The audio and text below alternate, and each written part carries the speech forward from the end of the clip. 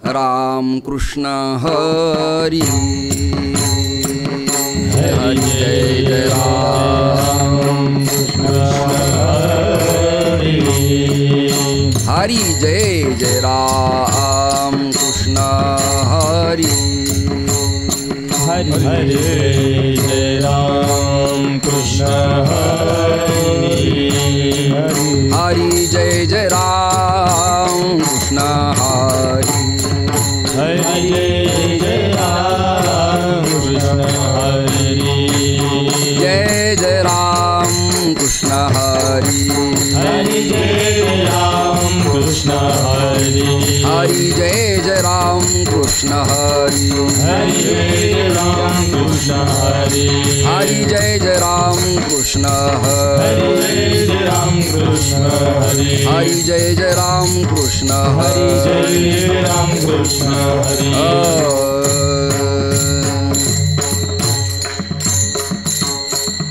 रूप पाहता लोचनी ही रूप पाहता लोचनी हे रूप पाहता लोचनी हे रूप पाहता लोचनी सुख झाले ओ साजणी तो हा विठ्ठल बरवा बरवा तो हा माधव बरवा सुख झाले ओ साजणी तो हा विठ्ठल बरवा तो हा विठ्ठल बरवा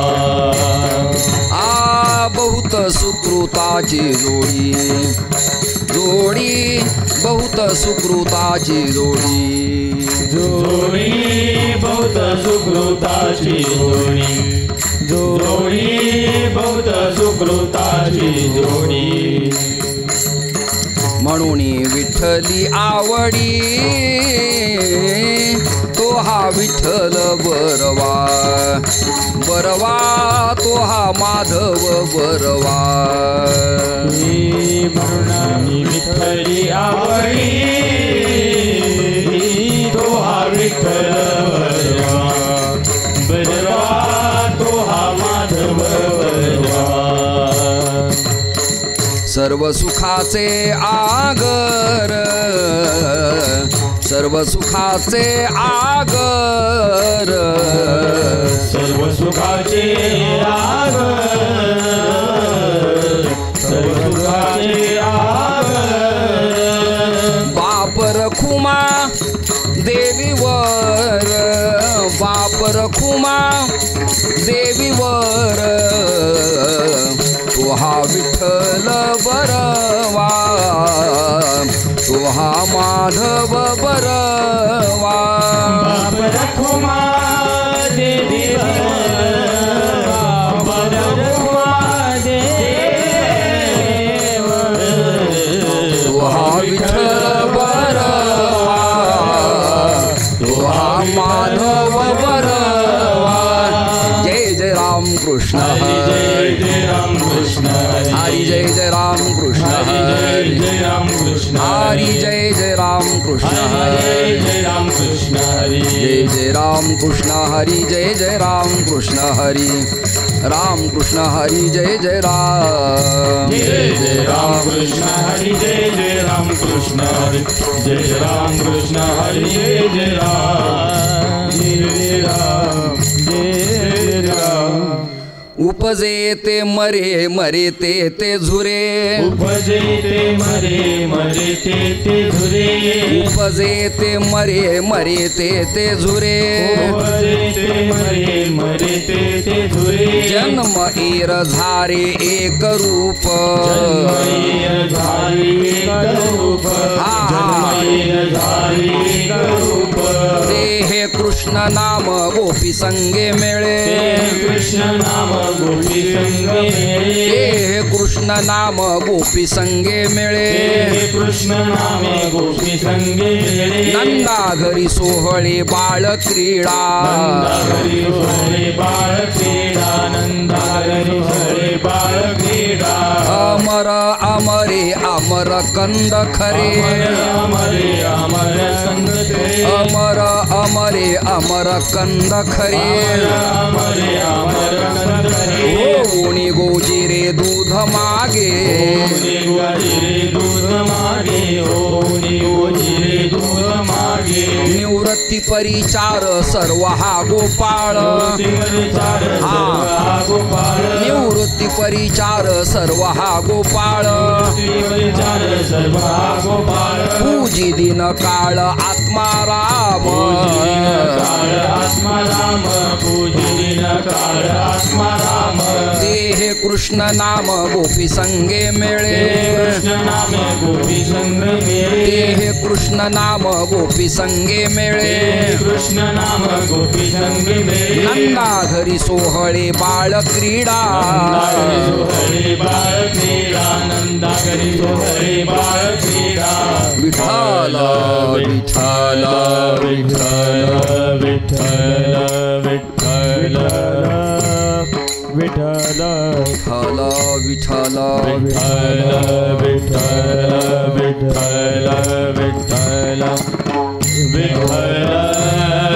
विठ्ठल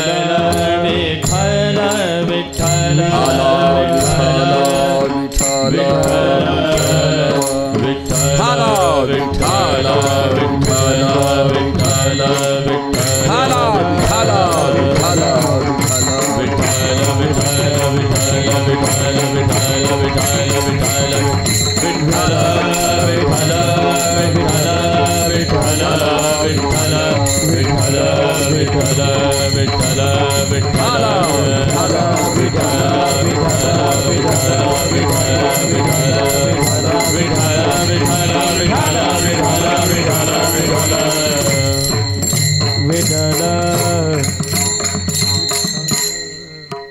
उपजे ते मरे मरे ते झुरे जन्म एर झारे एक रूप ते हे कृष्ण नाम गोपी संगे मिळे नंदा घरी सोहळे बाळ क्रीडा अमर अमरे अमर कंद खरे अमर अमरे अमर कंद खरे होवोणी गुजिरे दूध मागे ते हे कृष्ण नाम गोपी संगे मेळे नंदा घरी सोहळे बाळ क्रीडा निवृत्ती परिचार सर्व हा गोपाळ पूजी दिन काळ आत्मा राम ते हे कृष्ण नाम गोपी संगे मेळे नंदा घरी सोहळे बाळ क्रीडा महायोगपीठे तटे भीमरथ्यां वरं पुंडरीकाय दातुं मुनीन्द्रैः समागत्य तिष्ठन्तमानन्दकन्दं परब्रह्मलिङ्गं भजे पाण्डुरङ्गम् आर्यधर्मोद्धारकाय संसारतमनाशिने श्रीमत्शङ्कराचार्याय ज्ञानसूर्याय ते नमः सद्गुरुं सच्चिदानन्दं केवलं करुणाकरं ज्ञानयोगेश्वरं वन्दे ज्ञानदेवं पुनः पुनः प्रतिष्ठान गोदावरीचा निवासी असा भक्त जो आवडे श्रीहरीसी तया आठविता थोरा अल्हाद चित्ता नमस्कार माझा सद्गुरु एकनाथा तुका हा तुकावा परब्रह्मरूपी तुकिता तुका पावला सस्वरूपी तुका स्वामी हे नाम वाचेसी गाता बहुसा निळा पावला वरमहाता सकल संतांच्या आणि वारकरी संप्रदायाचे उपास्य दैवत रुक्मिणी प्राणसंजीवन पांडुरंग परमात्म्याच्या चरणी माझा माथा विनम्रतेनं नतमस्तक करत या पवित्र मातीमध्ये आज हा कीर्तन सेवा करण्याचा सुयोग ज्यांच्या करवी मिळाला त्या बापूंना मी कोटी कोटी धन्यवाद देतो। माझा लाडका श्रोतृवर्ग मातृवर्ग पितृवर्ग काही विद्यार्थी आणि विद्यार्थिनी त्या समवेत पखावजवादक आणि उत्तम गवई विणेकरी चित्रीकरण करणाऱ्या सगळ्या जणांना धन्यवाद देत देत निवडलेल्या अभंगाची मीमांसा आपल्यासमोर मला करण्याचा सुयोग प्राप्त झालेला आहे। अभंग अनावट अभंग अपरिचित सातत्यानं आपल्या कानावरती निळोबारायांचे नामदेवरायांचे नाथरायांचे तुकोबारायांचे अभंग कानावरती येतात, परंतु आजचा अभंग हा श्रीमंत निवृत्तीनाथ दादांचा आहे। निवृत्तीनाथ दादा हे थोरले संत आहेत वारकरी परंपरेमध्ये आणि त्यांचं वास्तव्य नाशिक जिल्ह्यातल्या त्र्यंबकतीर्थ क्षेत्रामध्ये आहे। त्याची एक एक प्रकरणाची उकल आणि मीमांसा आपण करूया।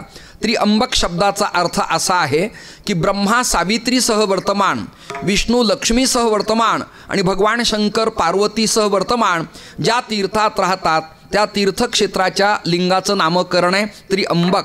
अंबक शब्द हा स्त्रीवाचक आहे, कन्यावाचक आहे, महिलावाचक आहे. म्हणून या तीर्थाला प्राधान्य महिला सबलीकरण आणि सक्षमीकरण हा पण विषय घेता घेता प्राधान्यानं विषय इथे मांडण्यासारखा पवित्र आहे. इथे अनुपम शिला नावाचं प्रकरण आहे. नाथ संप्रदायाचा उदय आणि विकास याच अनुपम शिलेवरती उभ्या भारताला अनुभवता आला. नाथ संप्रदायामध्ये 12.5 पंथ आहेत. कुणी अय्यपंथी आहे, कुणी पागलपंथी आहे, कुणी सीतापंथी आहे, कुणी नटेश्वरी आहे, कुणी गजकंठनाथी आहे. असे एकंदरीत 12.5 पंथ आहेत. त्यापैकी श्रीमंत निवृत्तीनाथ दादा हे गहिनीनाथांचे कृपांकित शिष्य आहेत आणि निवृत्तीनाथ दादांच्या करवी आपल्या वारकरी परंपरेमध्ये या अद्वैत वेदांत तत्त्वज्ञानाचा आरंभ झाला आणि असे तो हिमालयापर्यंत संपूर्ण विश्वात ज्ञानदेव तुकाराम, भानुदास एकनाथ आणि रामकृष्ण हरी आणि विठ्ठल विठ्ठल या भजनानं श्रोत्यांच्या हृदयाचा ठाव घेतला. असं पवित्र चिंतन या संप्रदायाने सगळ्या विश्वाला दिलेलं आहे. श्रोते हो, या अनुपम शिलेवरती काश्मीरी शैवागमन उदयाला आलं. याच अनुपम शिलेवरती शांभवाद्वैत उदयाला आलं आणि ते सोपं, सरळ, स्वच्छ, परिवर्तनवादी, हृदयाला परतत्व स्पर्श करणारं, आल्हाद देणारं आणि जीवाचं कल्याण करणारं हे फिलॉसॉफी तत्त्वज्ञान महाराष्ट्र सारस्वतानं आपल्या अंगी अंगीकृत केलं. त्यावर कुणी प्रबंध लिहितं, कुणी ग्रंथ लिहितं, कुणी त्यावरती एखाद्या ओवीचा संदर्भ घेऊन प्रवचनमाला करतं, तर कुणी अभंगाचा भावपराग अन्वय परिच्छेदाच्या रूपाने करत राहतं. अभंग कधी समांतर न्यासाचा, तर कधी दिडकीचा, तर कधी अभोगी, तर कधी चौकडा, तर कधी बाळसंतोष, कधी जोगी, कधी जंगम, कधी कोल्हाटी, कधी बऱ्हाडी, कधी आंधळा, कधी मोका, कधी बहिरा, कधी जोशी. अशा भिन्न भिन्न अभंगाच्या रचना संत महापुरुषांनी आपल्या महाराष्ट्र सारस्वताच्या विद्याभ्यासाकरिता करून ठेवल्या. पंत काव्य स्वतंत्र आहे आणि संत काव्य स्वतंत्र आहे. पंत जन्माला येतात ते कृष्णेच्या काठी, संत जन्माला येतात गोदेच्या काठी आणि महंत जन्माला येतात नर्मदेच्या काठी. हा असा पवित्र आविष्कार या पवित्र मातीमध्ये प्रतिपादन करण्यात आलेला आहे. शांभवाद्वैताचं तत्त्वज्ञान अत्यंत किचकट, क्रिटिकल, गुंतागुंतीचं, न कळणारं, गुरुग्रही अध्ययन 24 वर्ष केल्यानंतर एखादा परिष्कार आणि एखादा समन्वय कळला तर कळत असायचा. वारकरी संतांच्या ही गोष्ट लक्षात आली आणि त्यांनी ओवी छंदामध्ये तत्त्वज्ञान ओतलं आणि अभंगवृत्तामध्ये लेखणी सिद्ध करून गाथा नावाचं प्रकरण लिहिलं. जगद्गुरू तुकोबारायांची जशी गाथा आहे तशी श्रीमंत निवृत्तीनाथ दादांची गाथा आहे, सोपान काकांची गाथा आहे, आदिशक्ती मुक्ताईंची गाथा आहे. संत श्रेष्ठ या बार्शी तालुक्यातील धामणगावचे माणकोजी महाराज बोधले यांची गाथा आहे, नरहरी महाराज सोनारांची गाथा आहे, नामदेवरायांची गाथा आहे, अनेक संतांच्या नाथांची गाथा आहे, जनार्दन स्वामीचे, भानुदास महाराजांचे अभंग आहेत. अभंग या पदकाव्यामुळं लोक सातत्याने ओठावरती संतांचे विचार घेऊन गात राहिले आणि अंतःकरणात ते ठसावत परिवर्तनवादी होऊ लागले. म्हणून आळंदी तीर्थक्षेत्र आहे, पंढरपूर आपलं तीर्थक्षेत्र आहे, सासवड तीर्थक्षेत्र आहे, देहू तीर्थक्षेत्र आहे, आदिशक्ती मुक्ताई तीर्थक्षेत्र आहे. पण या सगळ्या तीर्थामध्ये जर प्रेसिडेंट, मालक, उद्गाता, निर्माता, प्रसवणारा, सभाध्यक्ष तीर्थ कुठला असेल तर ते नाशिक जिल्ह्यातलं त्र्यंबकेश्वर तीर्थक्षेत्र आहे आणि वारकरी संप्रदायाचं ते गुरुघर आहे. मुक्तकंठानं प्रसन्न रहा, श्रवण करा, आनंद घ्या आणि आनंद द्या, याकरिताच्या मनमंदिरा प्रकल्पाचा उदय महाराष्ट्रात करण्यात आलेला आहे. विठाला विठाला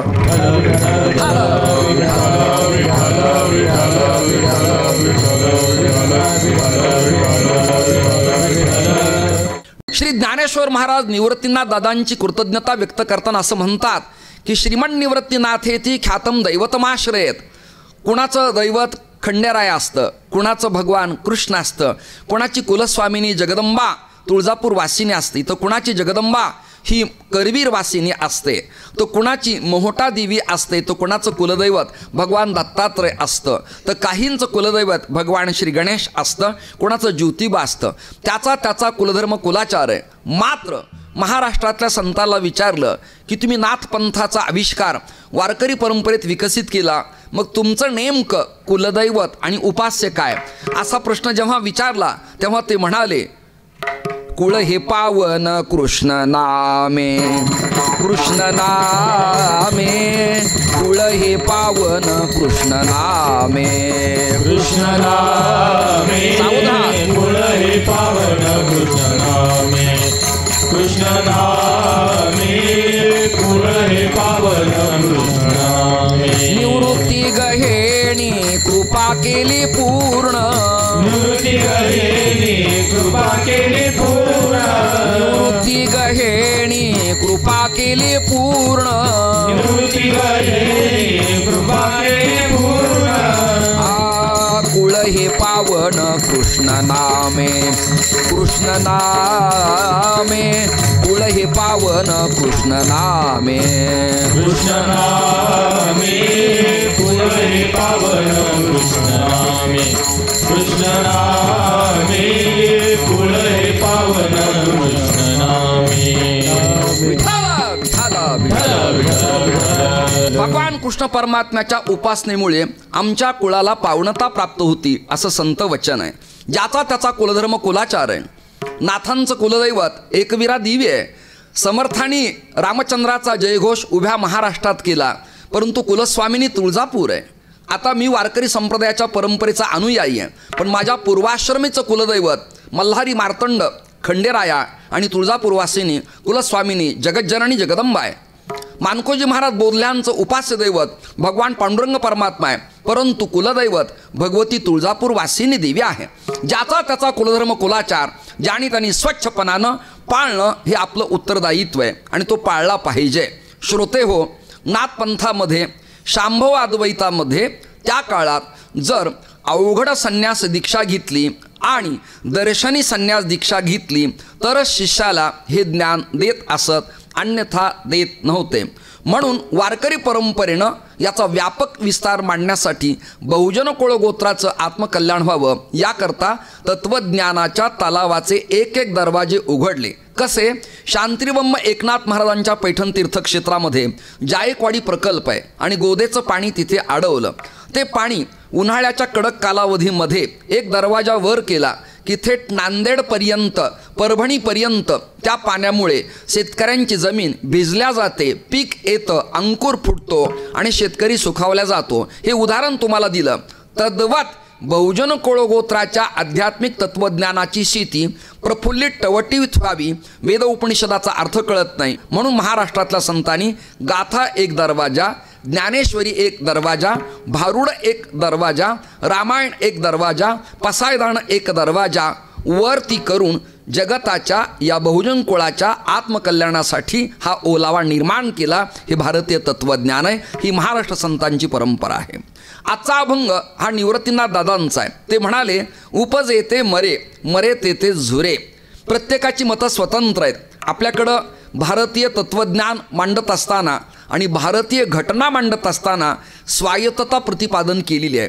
ज्याला जे अपेक्षित आहे तो विचार तो मांडतो. उदाहरणार्थ, केमिस्ट्री ग्रुपचा मुलगा असेल तर तो त्या दृष्टीनं विचार करेल, फिजिक्स असेल तो त्या दृष्टीनं विचार करेल, आणि बायोलॉजी जीवशास्त्राचा असेल तर त्या दृष्टीने तो विचार करेल. भूगोल विषयाचा असेल तर भौगोलिक परिसीमा, ध्रुव, उत्तर ध्रुव आणि दक्षिण ध्रुव हा नकाशा तो अभ्यासत राहील. भूमितीचा असेल तर परिध आणि व्यास या बाबतीत तो गुंतून राहील.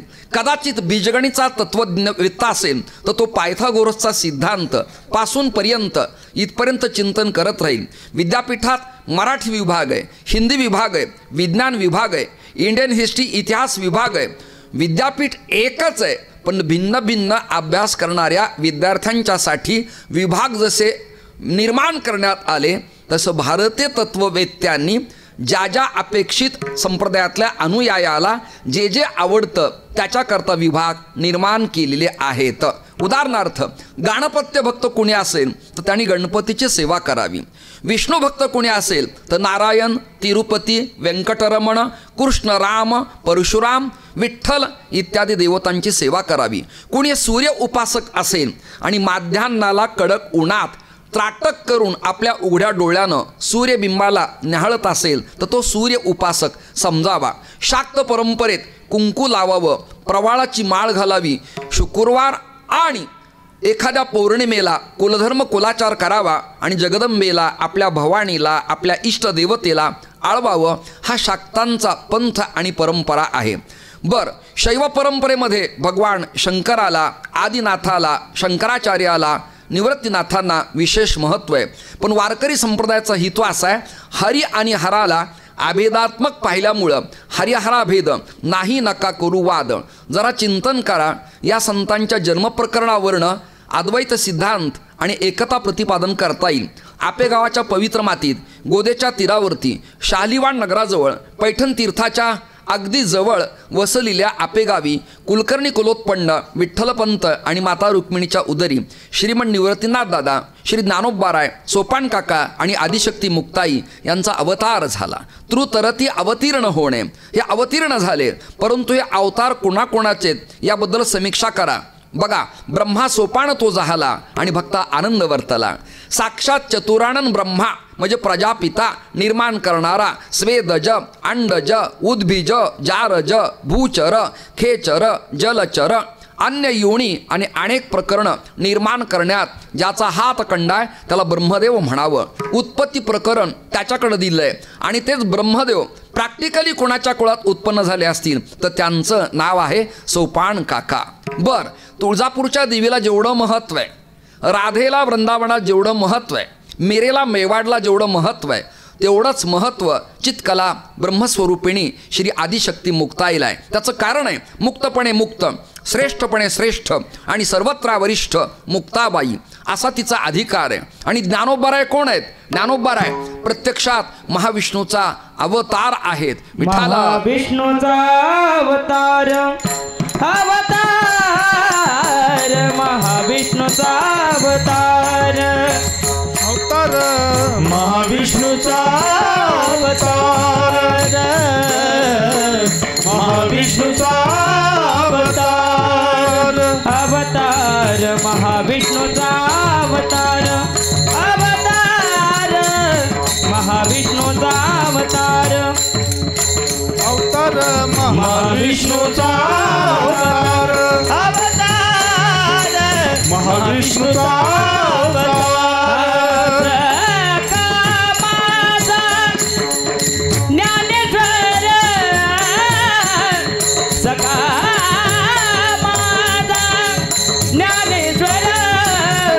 महाविष्णूचा अवतार, अवतार महाविष्णूचा अवतार, सखा माझा ज्ञानेश्वर, सखा माझा महाविष्णूचा अवतार, अवतार महाविष्णूचा अवतार.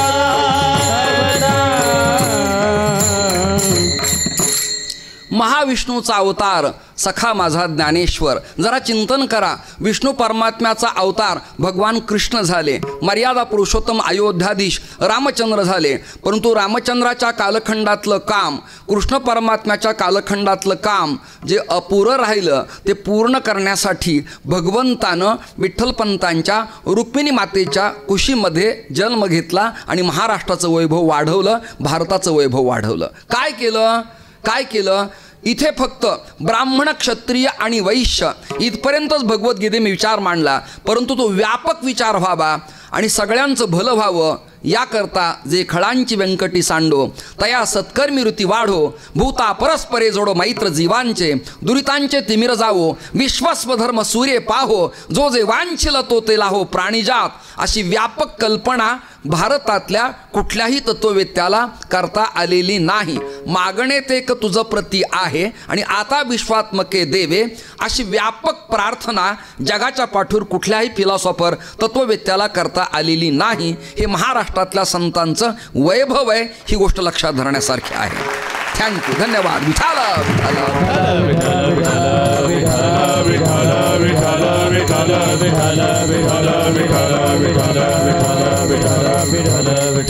जन्म आणि मृत्यू या संस्थेबद्दल प्रत्येक तत्ववेत्याचं मत स्वतंत्र आहे, प्रत्येकाचं. उदाहरणार्थ, जर मी रूप पाहता लोचनी अभंग आत्ता निवडला असता तर यावरती उद्या येणारे कीर्तनकार वेगळे पैलू पाडतील. परवा येणारे वेगळे पैलू पाडतील. स्वयंपाक करणाऱ्या स्त्रीला जर ताटामध्ये पाणी दिलं आणि कणिक तिंबली तर ती जर कुशाग्र बुद्धिमतीच्या असेल तर खानदेशासारखा पुरणाचा मांडा करेल. आपल्या भागातली असेल तर पुरणाची पोळी करेल. काहीला जमलं नाही तर साधी पोळी करेल. काहीला जमलं नाही तर करंजा करण्याचं पातं तयार करेल. काही पुऱ्या करतील. तिच्या बौद्धिकतेनं कणकीच्या पिठाला ती आकार जसा देते. धीन नादी इंधी नगहा पखवा ज्याचा ठेका आहे, परंतु तो ठेका शफात अहमद खां साहेबांनी वाजवणं, डवरी गुरुजींनी वाजवणं आणि पद्मश्री शंकर बापूंनी वाजवणं आणि वैद्यबाबांनी वाजवणं यात जशी प्रासादिकता आहे तसा हा प्रकार आहे. त्याच्या बुद्धीनं त्याच्या कौशल्यानं त्याला पैलू पाडता येतात.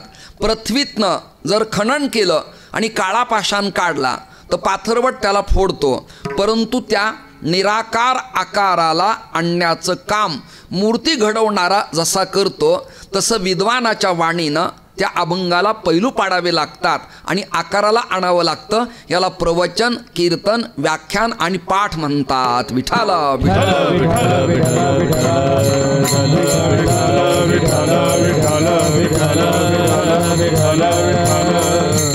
काही तत्ववेत्यांनी मृत्यूनंतर जन्म मानलेला नाही आणि काहींनी जन्मही मानला आणि मृत्यू पण मानला. पण महाराष्ट्रात आणि भारतात जे वेद, उपनिषद, श्रुतिस्मृती, न्याय घटित वेदांताचं तत्वचिंतन आहे त्याने मात्र जन्म आणि मरण मानलेलं आहे. क्षमा मागतो.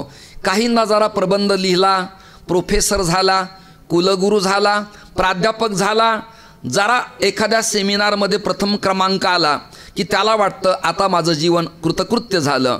पण तसं काही नसतं. एखादं सन्मानपत्र जेव्हा एखाद्या व्यक्तीला भेटतं तेव्हा त्याचं कार्य संपलेलं नसतं, त्या कार्याचा आरंभ असतो, ते उत्तेजनार्थ दिलेलं असतं. म्हणून प्रत्येकजण आपापल्या कुवतीप्रमाणे अर्थ लावायला सुरुवात करतात. काही घिडनग, धीरकीट आणि एखादा ठेका वाजवताना अलगत वाजवतात. काहींना ताकद लावावी लागते. काही मूळ स्वराच्या ट्रेनिंगला कणिक लावतात तर काही एवढा कणकेचा गोळा लावून धा वाजवतात. त्या प्रसंगाला अपेक्षित काय एवढं समजलं पाहिजे. घरात आलेल्या पाहुण्यांना चहा कितपत करावा हे ज्या गृहिणीला कळतं तिचं घर यशस्वी राहतं. तसं बुद्धिरूपी या कीर्तनकार विचारवंत बुद्धीला तत्वज्ञानाचे पदार्थ वाढताना कुठे काय वाढावेत आणि कुठल्या पंगतीत द्यावेत आणि ते रसज्ञ कसे असावेत याबद्दल समीक्षा करावी लागते. विठाला विठाला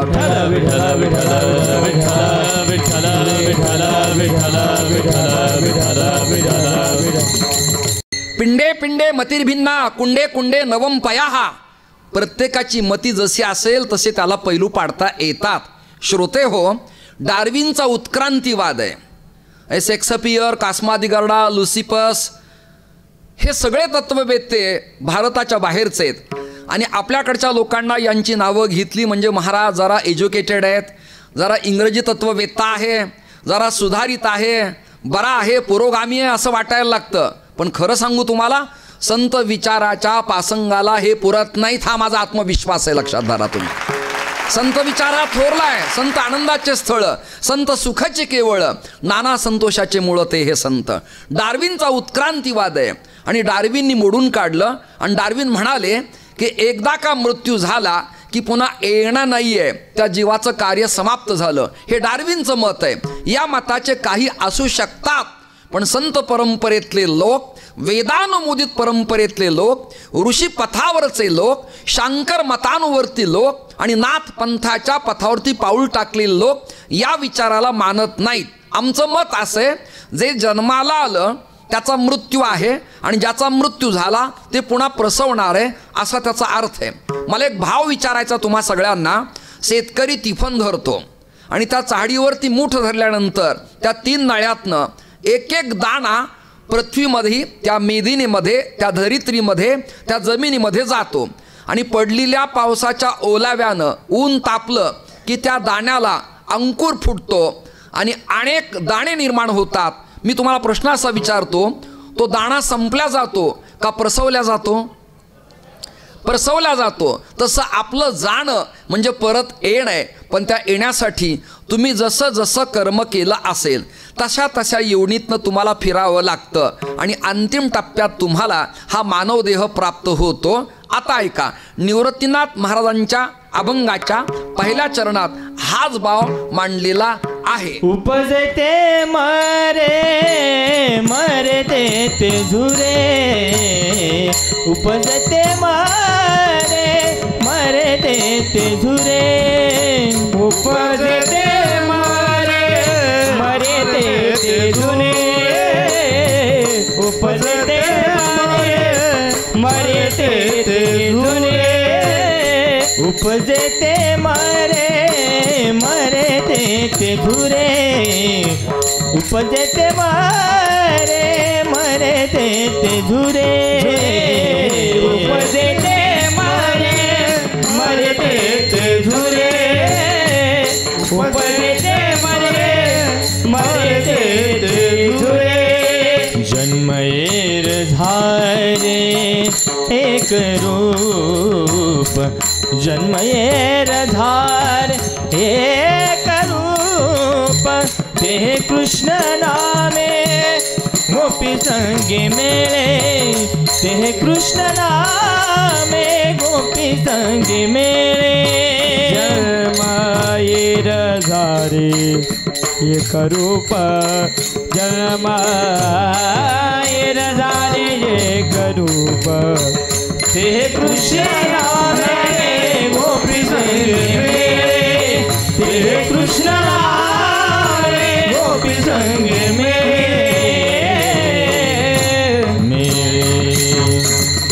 उपजेते मरे मरेते ते झुरे, जन्म एर झारे एक रूपे. संतांच्या घरातही एकता आहे, संतांच्या विचारातही एकता आहे, संतांच्या शब्दातही एकता आहे, संतांच्या साहित्यातही एकता आहे आणि संतांच्या वाङ्मयातही एकता आहे आणि संतांच्या ग्रंथातही एकता आहे आणि संतांच्या पंथातही एकता आहे. एकता आहे. जे ज्ञानोबारायांचं मत तेच निवृत्तीनाथ दादांचं मत, जे गुरूंचं मत ते शिष्याचं मत, जे थोरल्या बंधूचं मत ते धाकट्या बंधूचं मत. एक सांगू का, ज्याच्या घरात एक मत आहे तो महाराष्ट्र आणि भारतावर विजय मिळू शकतो. पण ज्याच्या घरात अनेक मतं निर्माण झाले त्या घराला घर निर्माण होते आणि घर समाप्त होतं. हळदी कुंकवाला निमंत्रण घरातल्या थोरल्या स्त्रीला आलं की मधलीनं धाकटीनं आनंदानं हळदी कुंकाला जायला हवं आहे, समजावं ते घर उत्तम आहे. घरातल्या ज्येष्ठ कार्यकर्त्याला ग्रामपंचायतीचं, नगरपालिकेचं वा एखाद्या सभेचं पत्र आलं तर घरातल्या सदस्यांनी आपल्याला पत्र आलं असं मानावं. वारकरी संप्रदायातल्या ज्येष्ठ विचारवंताला एखाद्या विद्वत सभेत पत्र आलं की ते पत्र आपल्याला आलं असं मानावं. अयोध्याला रामचंद्राची मूर्ती स्थापना करताना एखाद्या महापुरुषाला पत्र वारकरी संप्रदायातले आलं की ते आपल्याला आलं असं मानावं. टाळकऱ्यात एखाद्या मुख्य गवयानी गायलं की त्याच्या सहकार्याने डुलावं, म्हणजे ती एकता समाजापर्यंत येत असते. हे वैचारिक मंथन आहे. श्रोते हो, निवृत्तीनाथ दादांचं मत आहे उपजेते मरे मरेते ते झुरे. असंच मत श्री ज्ञानोबारायांचं आहे. याला पुरावा काय? उपजेते नासे नासेले ते पुनरपी दिसे, हे घटिका यंत्र जैसे परिभ्रमेगा. याला एकमत म्हणावं, नाही तर बऱ्याच वेळेला असं होतं गुरूंचं मत वेगळं आणि शिष्याचं मत वेगळं. शास्त्रीय संगीतात ख्याल गाताना गुरूंनी जो पेश केलाय तोच तानपुरा घेतलेल्या मागलच्या सहकारी शिष्याला गावा लागतो.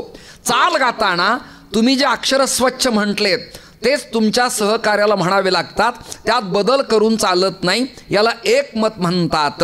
आणि हे एकमत असलं की उत्सव, कीर्तन, प्रवचनमाला आणि नामसप्ताहाचं फळ श्रोत्यांना मिळत असतं.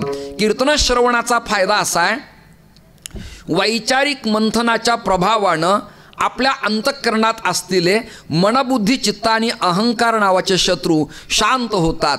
ऐकाजी तुम्ही भक्त भागवत, कराल ते हे तर शुद्ध करा.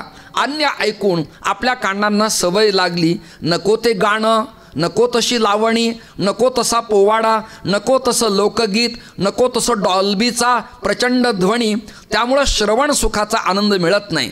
जगतात एकच शुद्ध प्रकरण राहिले, कीर्तन आणि प्रवचन. त्याच्याच माध्यमातनं ऐकणाराच्या अंतःकरणामध्ये प्रभूची मूर्ती ठसावल्या जाते आणि विदाऊट मेकअप, तोंडाला पावडर न लावता, कुठल्याही प्रकारचं लिक्विड न लावता त्याच्या मुखावरती प्रसन्नता दिसत असते.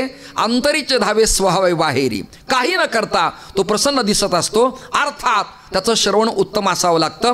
श्रवणाचे श्रवण, घ्राणाचे जे घ्राण, रसने गोडपण विठ्ठल माझं. मॅकॅलो शिक्षण पद्धती आली आणि इंग्रजांच्या सत्तेमुळं तुम्हा सगळ्यांना त्या अल्फाबेटिकल अक्षरांची सवय लागली. तुम्ही स्वर व्यंजन सगळे विसरून गेलात. क्षमा मागतो चांगल्या बीएडवाल्याला, चांगल्या डीएडवाल्याला एका दमात स्वरव्यंजन सांगता येत नाहीत.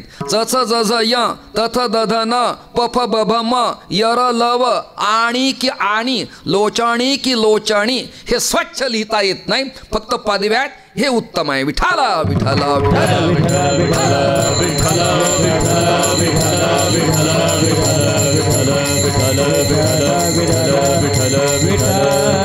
वाक चातुर्य आणि श्रवण कसं असावं. ज्ञानोबाराय म्हणाले, आहा हा हा हा हा, मितले आणि रसाळ, साच आणि मवाळ, शब्द जैसे कल्लोळ अमृताचे. कल्लोळ म्हणजे ओलावा. देवीच्या मंदिराच्या समोर कल्लोळ असतो. काय कारण आहे? काय कारण आहे? जुने लोक हेमाद्री, पेशवेकालीन, अहिल्यादेवींच्या काळातले, शिवरायांच्या काळातले, जिजाऊंच्या काळातले लोक काही वेडे होते? नाही. पाणी का असावं? आपले हात पाय स्वच्छ धुतल्यानंतर एक तर अँटीसेप्टिक पण होतं, निर्जंतुकीकरण होतं. अशी पाण्यात किमया आहे. मग ते पाणी एकदा पिलं आणि डोळ्यांना लावलं आणि शुचिर्भूत झालो की मन प्रसन्न होतं आणि दर्शनानं आत्मकल्याण आणि आनंद प्राप्त होतो. दुसरं कारण आहे, हात पाय ओले असावेत. म्हणजे काय? आपल्या भक्तीत आपला ओलावा असावा असा त्याचा आशय आहे.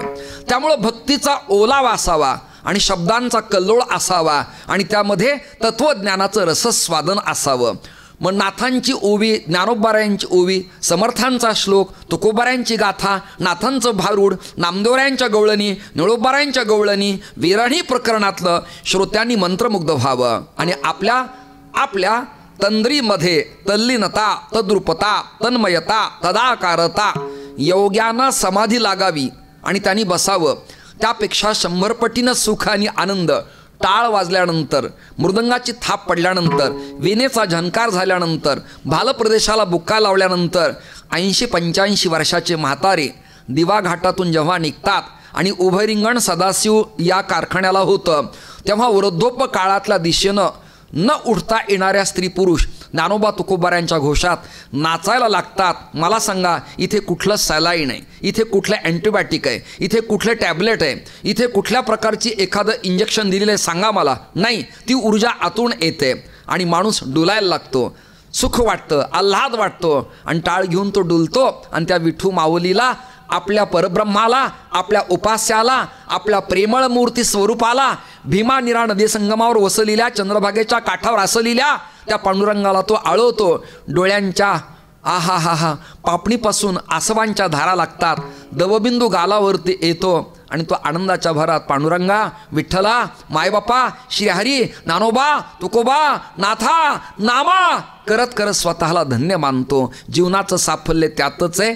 जन्माला आल्यानंतर जीवानं कोणाची निंदा करू नये, कोणाची टीका करू नये, कोणाची चाहडी करू नये, कोणाचं वाईट व्हावं अशी अपेक्षा करू नये. करता आलं तर बरं करावं आणि हे विचार ऐकण्यासाठी मनमंदिरा कीर्तन प्रयोग आहे. विठाला विठाला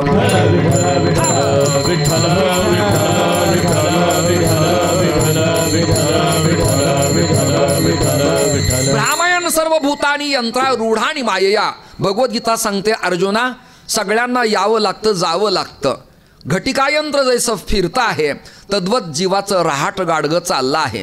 कितीतरी वेळेला जन्माला यावं लागलं आणि किती वेळ तरी जावं लागलं. किती वेळा जन्माया वे, किती वेळा जन्माया वे, यावे किती वेळा जन्माया वे, यावे किती वेळा जन्माया वे, किती वेळा जन्माया वे, किती वेळा जन्माया वे, किती वेळा जन्माया वे, किती वेळा जन्माया वे. नित्य भावे पतित नित्य भावे पतित पदेला किती वेळा जन्म यावे किती वेळा जन्म यावे यावे वेळा जन्म यावे किती वेळा जन्म यावे किती वेळा जन्म